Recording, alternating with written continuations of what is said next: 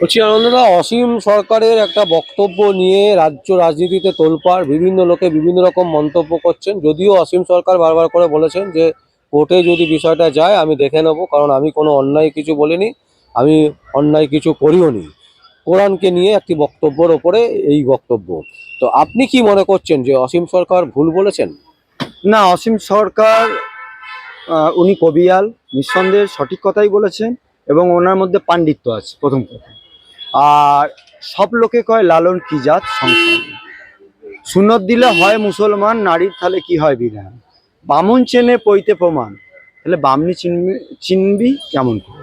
তাহলে এখানে দেখা যাচ্ছে যে উনি যে কথাটা বলেছেন, আর বাঙালকে হাইকোর্ট দেখিও না, এই কথাটা কিছু কিছু মানুষ ব্যক্তি মানে আক্রমণ করেছে। আজকে আপনি দেখুন হুগলির কৈনানে একটা বিশ্ব ইস্তামা হয়েছে, ওখানে কিন্তু না হুমায়ুন বাবু মানে ওখানে আমন্ত্রণপত্র পেয়েছে, না যে কুরুচিকর মন্তব্য করে যে ব্যক্তিরা বলেছে যে বাংলাদেশ থেকে এপারে চলে এসেছে সেই সব ব্যক্তিরা স্থান পেয়েছে। আপনারা একটা জিনিস মনে রাখবেন, মোটা অঙ্কের টাকা বাবরি মসজিদের নাম করে তুলেছে। আর 194টা 84টা আপনাদের নিউজ সাক্ষাৎকারে আমি দেখলাম 194টা প্রার্থী তারা দেবে বলেছে। কে? সেটা হচ্ছে হুমায়ুন কবির।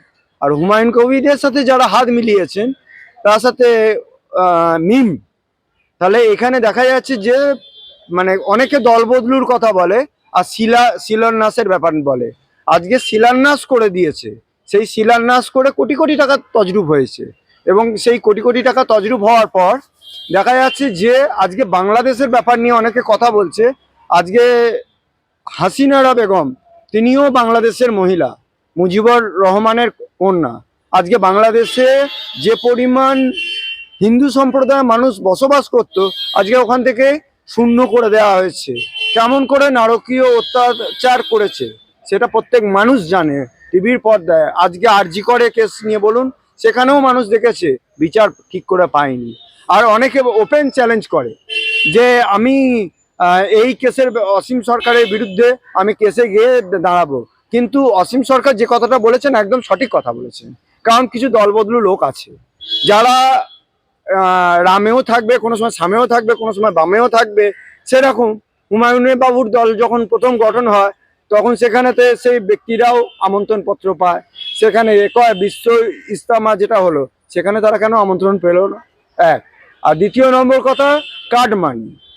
সে কার্ড মানি এখন ক্রমাগত কোরআন হাদিস বা কোনো বাইবেলে লেখা নেই যে কার্ড মানি নিতে হবে। কেউ যদি বলে থাকে যে কার্ড মানি নিয়ে কাজ করতে হবে, তাহলে কোরআন হাদিসে তো বলাই আছে। আর সব কথা একটা কথা, জাকাত কালেকশন, জাকাত কালেকশন নিয়ে আমাদের এইটা করতে হবে, ওটা করতে হবে, সেটা করতে হবে। একবারও বলছে না তো সাধারণ মানুষ আজকে খেতে পাচ্ছে না। আজকে পুলিশরা সুরক্ষায় নেই। আজকে পুলিশের এখনই বলছে তো তখনই ট্রান্সফার হয়ে যাচ্ছে। মানে রাজ্যের প্রচ্ছন্ন মদতে রাজ্যের মাননীয় মুখ্যমন্ত্রী তিনিও যেরকম কদর্য মানে মুখে কুরুচিকরপূর্ণ খারাপ কথা বলছে, এখানে দেখা যাচ্ছে যে হুমায়ুন বাবুরও মদতপুষ্ট যারা ব্যক্তি আছে তারাও কদর্য ভাষায় কথা বলে যাচ্ছে।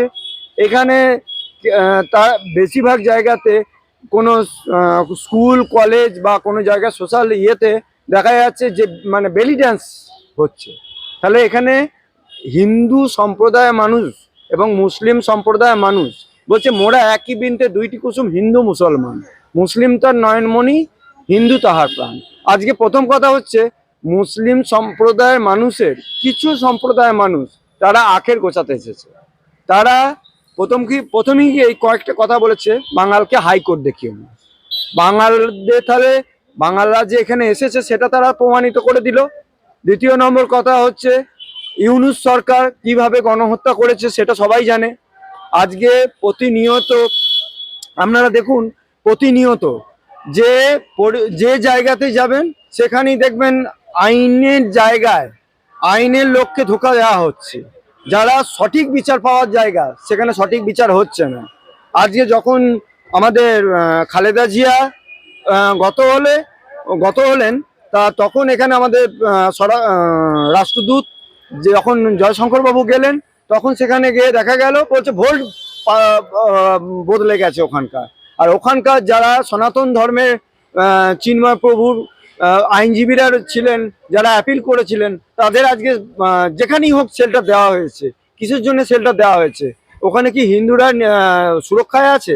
আজকে সেই পজিশনটা কিছু সম্প্রদায় মানে মুসলিম মানে নক্কর মুসলিম যাদের বলা চলে, যারা নিজেদেরকে ইউটিউবার বড় বড় হাইলাইট করে, সংবাদ চ্যানেলের কাছে শুধু নিজেদের ফেসটাকে প্রকাশ করার জন্য উঠে পড়ে লেগে থাকে এবং কুরুচিকরপূর্ণ কথা বলে। বলছে কাউরির এই 20 বিঘে যে জমিতে বাঁশ বাগান আছে, কাউরির এত বিঘে জায়গায় পেঁপে গাছ লাগানো আছে। আরে বাবা, এইসব কথা বললে মানুষকে কি ধোঁকা খাওয়ানোর চেষ্টা করা হচ্ছে? কত ধোঁকা আর মানুষকে দেবে? ধোঁকার ওই পোকা দেশটাকে শেষ করে দিয়েছে। চাকরির নাম করে চাকরি তো হারা হয়ে গেছে, কর্মসংস্থানও শেষ। আজকে দিদি এদিকে একবার কিক মারছে, ওদিকে বলছে ফাটাফাটি খেলা হবে। ফাটাফাটিটা কি বোঝায় এখনো সাধারণ মানুষ বুঝতে পারছে না। একবার তো ভাঙা পায়ে নিয়ে খেলা করতে গেল, সেখানে নন্দীগ্রামেতে গিয়ে দেখা গেল যে তিনি একদম গোহারা হয়ে গেল।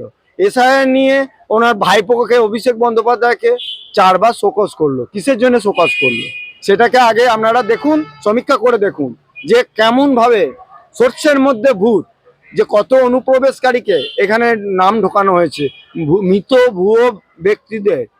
আজকে কেন বারবার নির্বাচন কমিশনের ওপর মানে ক্রমাগত আক্রমণ করতে চলেছে?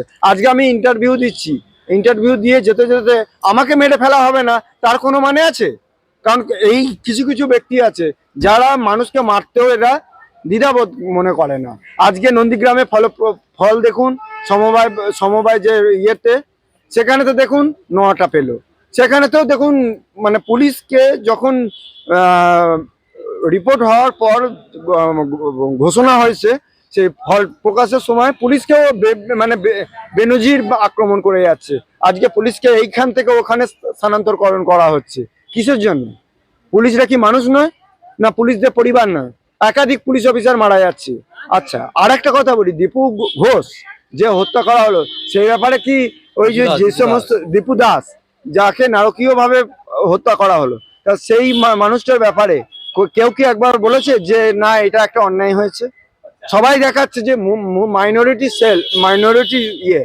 মাইনরিটি দেখানোর নাম করে যারা যারা টাকা তুলছে এগুলো খুব ভুল কাজ করছে এবং সাধারণ মানুষের কাছে একটা বার্তা ভালোভাবেই পৌঁছে গেছে দিদি। আর এদিকে কিছু ওই হুমায়ুন কবিরের মতন ব্যক্তিরা, যেখানে বড় বড় রাঘব বোয়ালরা রয়েছে, তারা রীতিমতো লুটপাট করে চালিয়ে যাচ্ছেন। আর আপনারা বারবার বলছেন যে আজকে ইউনিশ সরকার বাংলাদেশ থেকে হাসিনারাকে পদত্যাগপত্র ছাড়াই কিন্তু ওনাকে ওখান থেকে বেরিয়ে আসতে হয়েছে। কিসের জন্যে? দেখবেন আবার বাংলাদেশে ওই মুজিবর কন্যারই হয়তো প্রধানমন্ত্রী পদে আবার বসবে। কেন এই কথাটা বলছি? কারণ উনি যতদিন ছিল ওনার বাড়ি ঘর সব কিছু ভেঙে চুরমার করে দিয়েছে ইউনূস সরকার। মানে উনি একটা নোবেল জয়ী বলা হয়েছে, নোবেল নয় গ্লোবাল, মানে যেটা বলা চলে সে গ্লোবালের মতন ও সব জায়গায় মানুষকে ক্ষতি করে গেছে।